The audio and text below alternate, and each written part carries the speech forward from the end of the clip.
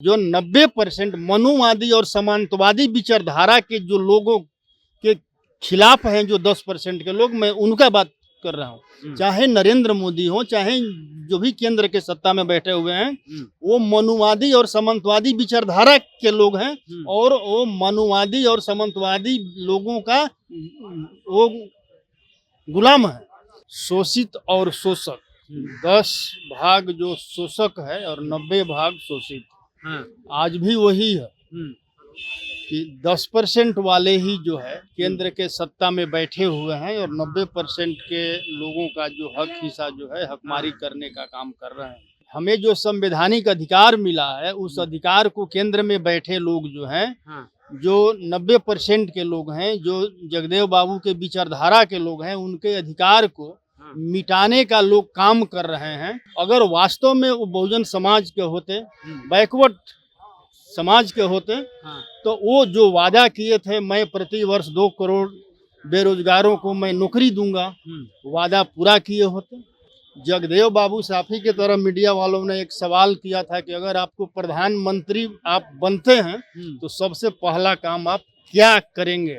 उन्होंने कहा था कि सरकारी, अर्ध सरकारी, गैर सरकारी तीनों संस्थानों में मैं 90% वालों के लिए 90% का हिस्सेदारी दिलाने का काम करूंगा, मैं सबसे पहले। राष्ट्रीय जनता दल कार्यालय में है, हमारे साथ जो है विधायक जी हैं फतेह बहादुर सिंह जी। कल इनका भाषण बापू सभागार में हम भी जब नीचे वाले रो में थे तो सुन रहे थे।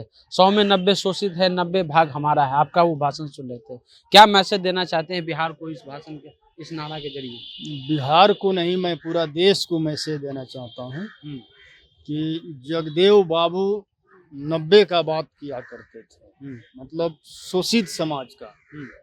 शोषित और शोषक, 10 भाग जो शोषक है और 90 भाग शोषित। आज भी वही है कि 10% वाले ही जो है केंद्र के सत्ता में बैठे हुए हैं और 90% के लोगों का जो हक हिस्सा जो है हकमारी करने का काम कर रहे हैं। तो मैं देश के 90% लोगों को संदेश देना चाहता हूं कि 90% के लोग एक हों और जो हमें बहुजन समाज के लोग, जो 90% के लोग ने, जो पूर्व में जो बुद्ध ने, अंबेडकर ने, अमर शहीद जगदेव प्रसाद जी ने, सावित्रीबाई फुले ने, ज्योतिबा फुले ने जो हमें संवैधानिक अधिकार दिलाया है, उस अधिकार का केंद्र में बैठे लोग जो बीजेपी आरएसएस के लोग हैं, आज जो है अधिकार को छीनने का काम कर रहे हैं, हमारे इतिहास को मिटाने का काम कर रहे हैं। आपके मंत्री जी बोल रहे हैं उनको धमकी मिल रहा है कि जीप काट देंगे। मैं वही बोल रहा हूँ, हमें जो संवैधानिक अधिकार मिला है, उस अधिकार को केंद्र में बैठे लोग जो हैं, जो 90% के लोग हैं, जो जगदेव बाबू के विचारधारा के लोग हैं, उनके अधिकार को मिटाने का लोग काम कर रहे हैं। तो मैं पूरे देश को आज जगदेव बाबू जी का जयंती पर मैं ये संदेश देना चाहता हूं कि जो हमारे इतिहास को केंद्र में बैठकर मिटाने का प्रयास कर रहा है, हम उसे ही आने वाला 24 के चुनाव में मिटा दें, ताकि हमारे इतिहास के तरफ कोई उंगली उठाने का काम। सर, 90 के ही जो आबादी के लोग हैं वो देश के सर्वोच्च कुर्सी पर बैठे हुए हैं, चाहे वो राष्ट्रपति हो या प्रधानमंत्री बैकवर्ड समाज के हैं, राष्ट्रपति आदिवासी समाज के हैं। तो फिर आप कैसे इसको जो है कह रहे हैं कि नागपुरिया कानून चल रहा है या उनकी जो बातें वो नहीं चल रही है? आप 90% किसको मतलब कि बोलते हैं? प्रधानमंत्री जी बैकवर्ड नहीं है। मैं बैकवर्ड का बात नहीं कर रहा हूँ। जो 90% मनुवादी और समांतवादी विचारधारा के जो लोगों के खिलाफ हैं, जो 10% के लोग, मैं उनका बात कर रहा हूँ। चाहे नरेंद्र मोदी हो, चाहे जो भी केंद्र के सत्ता में बैठे हुए हैं, वो मनुवादी और सामंतवादी विचारधारा के लोग हैं और वो मनुवादी और सामंतवादी लोगों का वो गुलाम है। तो गुलामों से हमें आजादी नहीं मिल सकता है ना।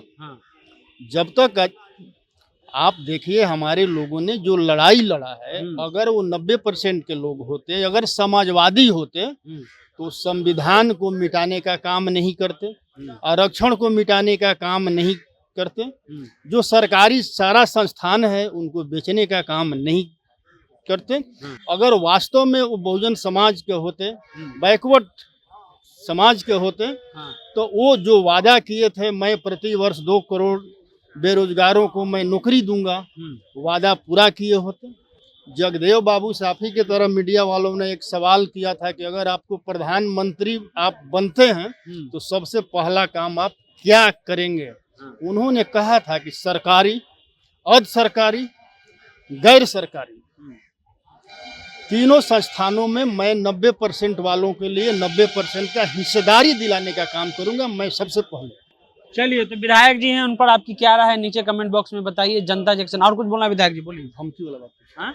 धमकी वाला बात पूछ लीजिए। अच्छा, धमकी वाला तो पूछ ही लेते हैं, चलिए फिर से पूछ लेते हैं।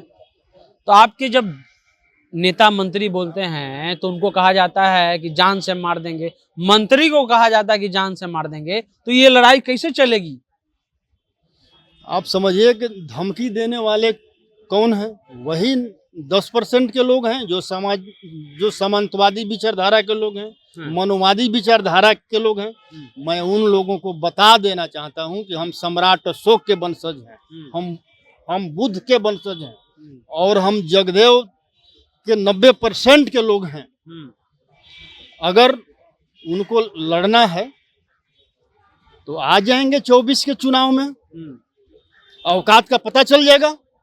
चलिए, तो फरियाना है तो 24 के चुनाव में आकर के फरिया लीजिए। विधायक जी टाइट हैं, तैयार हैं। जनता जंक्शन आप देख रहे हैं।